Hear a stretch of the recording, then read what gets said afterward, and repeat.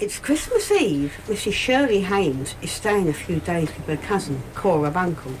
Because Cora's cat, Crinkle, and Shirley's dog, Preston, don't really get on with each other, Martha Tillett, Shirley's sister, and their friend, Jean Maple, are travelling back to London with Preston after a few days visiting Cora.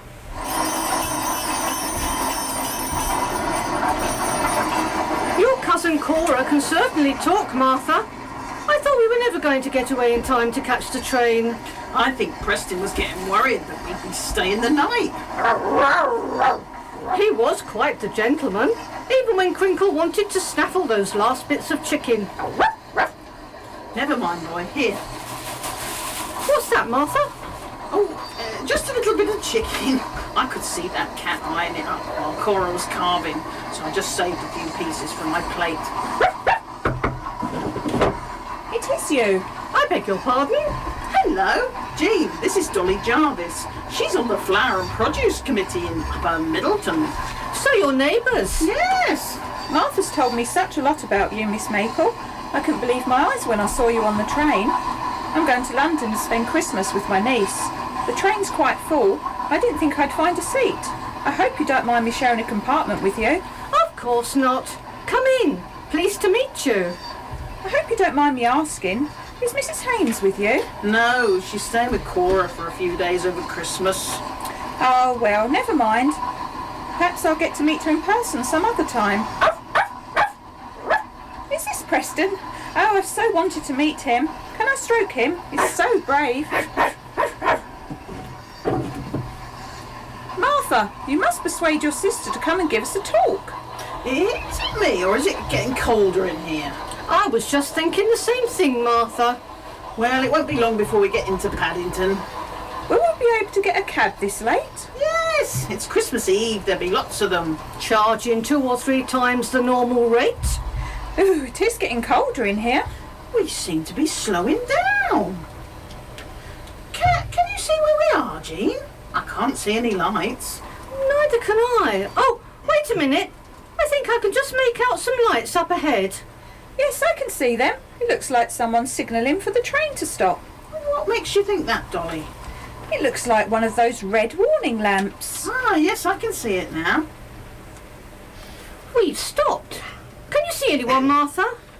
It looks like we're at a station, but it's too dark to see which one. Ooh, you made me jump. Sorry, madam. I'm afraid we can't go any further. Why is that? There's a tree down on the line. How long before it can be cleared? The station masters rang the engineers about half an hour ago, but shortly afterwards the telephone lines came down, so there's no way of finding out or what or if the train will be cleared. Could take quite a while. We can't be that far from London. There must be a village close by. I could telephone from there for John to come and collect us. I doubt you'll make it to the village. It's snowing quite heavily. Oh dear, what can we do? You can always stay here overnight. On the train? No, the station used to be a gamekeeper's cottage for Ardlington Hall. When the railway was put here, it was converted into a bed and breakfast place. The station master is quite happy for all you to stay here until the morning. But there must be hundreds of people on the train. Surely there won't be room for everyone. You're the only passengers. But I thought... Please come with me. Welcome, welcome. Thank you. Are you sure you have enough room for us all? Yes. We knew you'd have to stay the night, so we've already prepared the rooms, lit the fires, and so on. What a lovely Christmas tree. I wish I could decorate my tree like that. What interesting ornaments. Some look really antique. They came from the old estate house, Ardlington Hall. It was bombed during the war one Christmas. Oh dear, was anyone hurt? Fortunately, no. But the house couldn't be saved. Most of the valuables had been put down the cellar for safekeeping, but looters took quite a few things. How awful. After the war, Lord and Lady Ardlington moved to the West Country, and they gave us the Christmas tree decorations. That was kind of them. Why isn't there anything on top of the tree? The big house had a silver star given to them by their son when he came home after the First World War. When we searched the hall cellar, the box with the decorations had been broken up, and everything was scattered all over the place. We found most of the decorations, but we couldn't find the star. So now we don't put anything on top of the tree. Because that's where the star should be, and it doesn't seem right to put anything else in its place. Well, we mustn't keep you from your beds any longer. The rooms will be quite warm now. Well, it's very kind of you to go to all this trouble. It's no problem at all. Well, good night to you both. Come on, Preston. Oh, where's he gone? He was here a moment ago. Preston, where are you? Was that him barking? Sounded like it. Preston! Sounds like he's under the floorboards. He's in the cellar. He can't be. It was bricked up in 1918.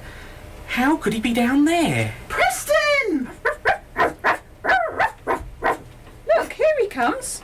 Certainly looks like he's been somewhere a bit dusty. What's that in his mouth? Goodness, it couldn't be, surely. Oh, it's beautiful. Is that the star? Yes, it is. What a turn-up. Well, I knew if anyone could find it, he could. Fancy it being down in our cellar. Put it up on the tree, Arthur. At last. Everything's back the way it was. The way it should be. Thank you, Preston. That's the best Christmas present we've ever had. Oh, you made me jump. Sorry, madam. I'm afraid we can't go on any further. Why's that? There's a tree down on the line. Still? How long before it can be cleared? The engineers are working on it now. They reckon it should take half an hour. Oh, shall we go back to that station house then? We're not at a station, madam. But we've just spent the night there. It's a bed and breakfast. Sorry, madam, but we've only just stopped. There isn't a station here. Yes, there is. It used to be the gatehouse for Ardington Hall. There used to be a station somewhere about here. I remember now. It was demolished around about 1918, I think. People used to say it was haunted. Haunted? Yes, the locals reckon that every Christmas Eve you could hear the sound of a dog barking and scrabbling about as if it was looking for something. Ow, ow, ow, ow, ow, ow!